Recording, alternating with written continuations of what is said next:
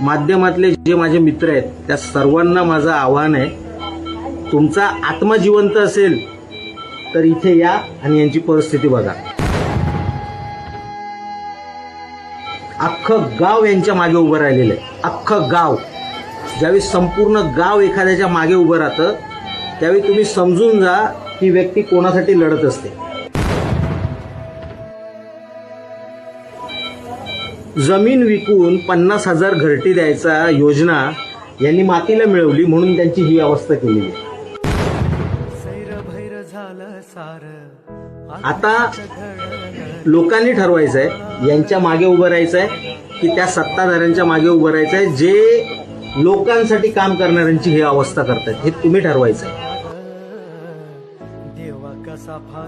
माझं प्रशासनाला अजूनही कळकळीची विनंती आहे, ज्यांनी हा भ्रष्टाचार केलाय त्यांच्या विरोधात गुन्हे दाखल करा. तुम्ही गुन्हे दाखल नाही केलात हरकत नाही, उद्या सगळ्या गावाबरोबर संपूर्ण महाराष्ट्र नवनिर्माण सेना, महाराष्ट्रातला सगळा शेतकरी उभा राहील. त्यावेळी मात्र तुमची पळताबुळी थोडी होईल. तहसीलदार साहेब, फक्त कुठेतरी काहीतरी 4 गोष्टी मिळणार असेल म्हणून कामं करण्यापेक्षा 4 लोकांना 4 गोष्टी मिळतील याच्यासाठी थोडंसं काम करा. अजून किती सत्ताधाऱ्यांच्या दबावाखाली राहणार?